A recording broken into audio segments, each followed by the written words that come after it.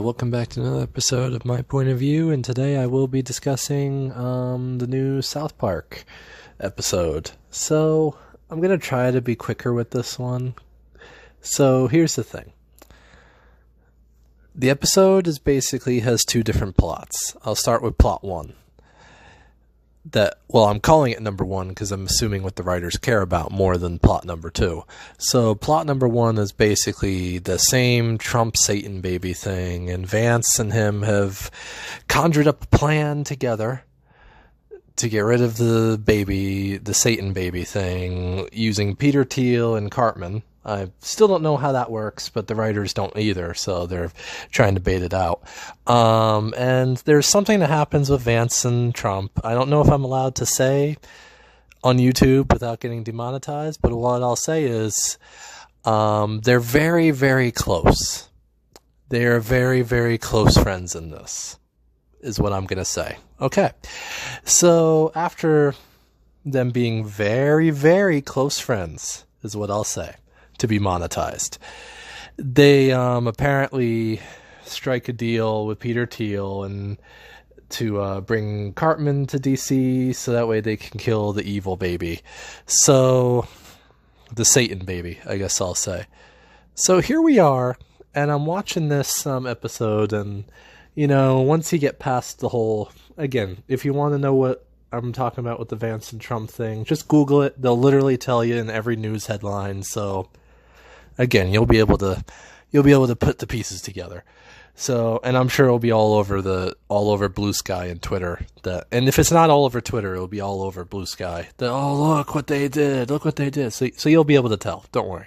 So here we are. And first off, I gotta say, your JD Vance syndrome is showing, South Park. Your JD Vance derangement syndrome is showing, South Park. It really shows that they're scared of Vance. It really does. It shows they're terrified of Vance being their president. Which they don't have to be, but they are. You can tell that they're starting their JD Vance derangement syndrome. You can see it already. It's been happening for a while, but you can see it happening more and more. So after that, Peter Thiel gets arrested.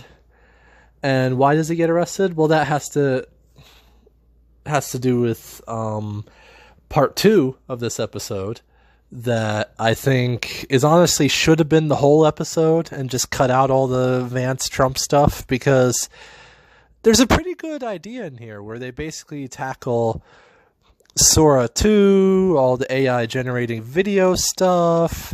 They even talk about how does copyright work? Can you just make anybody's creation? Can He-Man actually just go with you into space using AI? Do you know what I mean?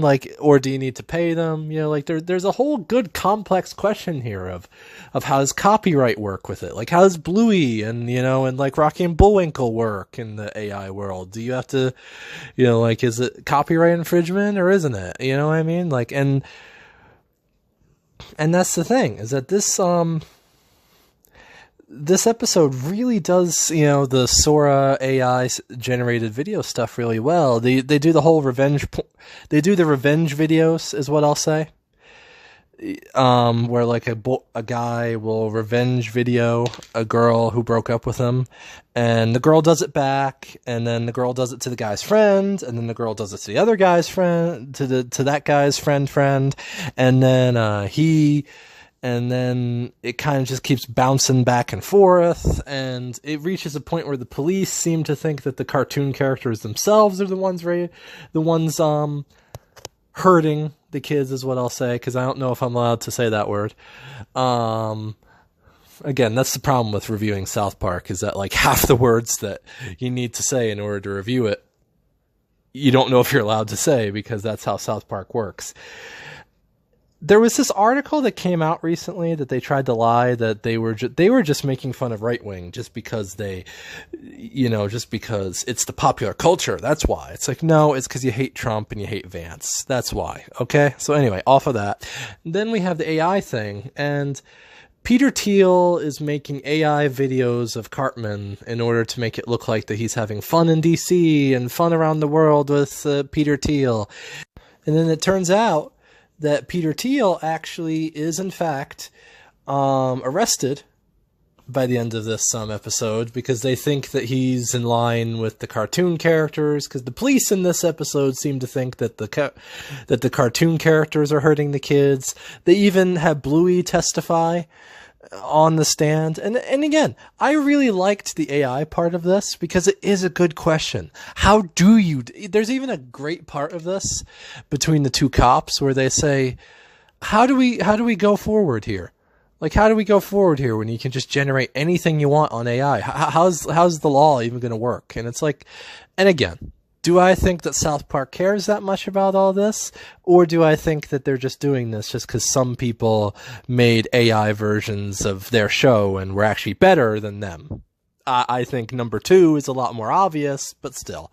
So after Peter Thiel is arrested, then Vance and Trump have to figure out a way to get him out. They say, we're not going to let South Park get in the way of us anymore. It's like, okay, you know, you're South Park writers, you're the ones that keep pulling him into the thing. And at the end of the thing, it basically has a climax of the boys admit fault for doing the AI videos things, and I think they don't really have a resolution because they don't really want one. They just kind of want to cut quickly to the Trump stuff. So they're just kind of like, and again, remember when they did a whole season off of internet trolling? Remember when they did a whole season off of serialization? Well, I think this should have been a whole season. It would have been better than Trump stuff. This should have been the recurring theme. Was the AI generating stuff? What's real? What's not? How can you tell what's real and not? That would have been the better thing. But instead, we have PC Principal is now Alex Jones. He is. They've turned PC Principal into what they think the right-wing version of him is. And I'm going to say it, what made PC Principal fun was not that he was just partisan. It was that he felt like real people. So anyway, they decided to say that PC Principal is now not woke anymore, and he's basically just what they think MAGA teachers are. The best way I can describe him is basically what SNL thinks Trump supporters are, in that they think they're just like, yeah, America, yeah, America. They basically turned him into that Southerner who said, you took my job. They turned him into that. Except with just, you know, right-wing stuff now, which isn't fun. Again, the right-wing stuff could be funny if it wasn't 99% of your show. Since it's 99% of your show, you're kind of like, come on, let's allow some humor that isn't that for a minute. And I gotta say, I do wish the Sora 2 stuff was more of the show, and I do wish that they could shove the political stuff out. And I don't care what Michael Knowles and all the internet people say that, oh, they're doing great. Their ratings are doing great. No, they're not. They're not doing great. Their ratings are doing terrible. I guarantee you their ratings are doing terrible. It just feels to me, and again, I missed PC Principal, and now it just feels like he's just he's not even the same character. What was the point of keeping him? You know, again, there's so many jokes you could have made. You could have had him like moving his arms around like Gavin, like, you know, you could have literally had an episode that made fun of the way the Democrats caved of the shutdown. You could have had, you know, PC Principal basically be discount Mondami if you wanted to. But no, you decided PC Principal is going to just be the anti-woke guy, which again, he is literally the opposite of every point the writers were trying to make. When they made PC Principal for that, they said in an interview, they said that we knew guys like this. So we wrote it because we knew guys like this. So it'd be like, oh, microaggression, bro, microaggression. You know, like they knew people in their lives that were like this, so they wrote it. This just feels like, yeah, they have that one uncle that's a Trump supporter that they want to yell at, so they decided to rewrite the whole character to be about that. And that's the thing I gotta say too, is that it's like, I'm not appreciative of peace, but here's the thing.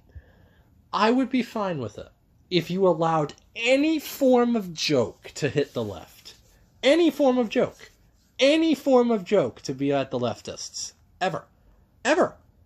Again, even people who aren't political are like, can you leave the politics alone? I've seen it. I've seen reviewers that have no political, like desire in their heart to talk that way are like, can you leave the politics alone? It was funny in the Garrison years. Now it's not. Now we need you to just kind of grow up, wake up, and just allow us to have a show. And again, stick with the AI stuff. That's a really complex thing, and that will sadly never be dated. They'll always, again, certain types of it will, but if you stuck with the AI stuff more, like you did with your GBT episode, it'd be more timely because people will be like, yeah. So overall, this episode is, I think, worse than the Halloween one, just because of what Vance and Trump's very close friendship is. Again, I don't know if I'm allowed to say the words, so I'll just say very close friendship. And that's the thing, is I just feel like it's gotten to it's not even like a thing anymore. Like there's a part where like when the very close friendship gets found out, Fox News cries, which again, you don't know Fox that well, because Fox doesn't really let they're kind of lukewarm to Trump. They're not like love him enough to cry for what. Anyway, but the point I'm saying is that it just, to me, it feels like it's basically just reached a point now where they're just kind of throwing, it's like they have a dartboard of random stuff and they're just throwing it. They're just throwing the dart at it, and whatever it hits, it basically just says, oh, this will be the thing today. Again, they do they yell about the White House reconstruction thing again because, that matters to somebody. So the main point of this video is basically stick with the AI and deepfake and all that. I know they don't do deepfake, but like the AI video generating stuff, that's really fun. I think there's a good story to be made there. I think you could get like at least 2 more seasons out of that.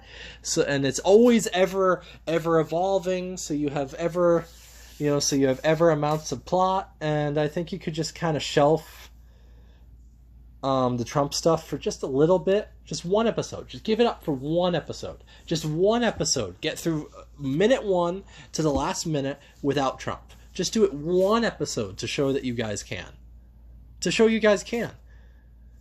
Because again, at least with Garrison, it was funny.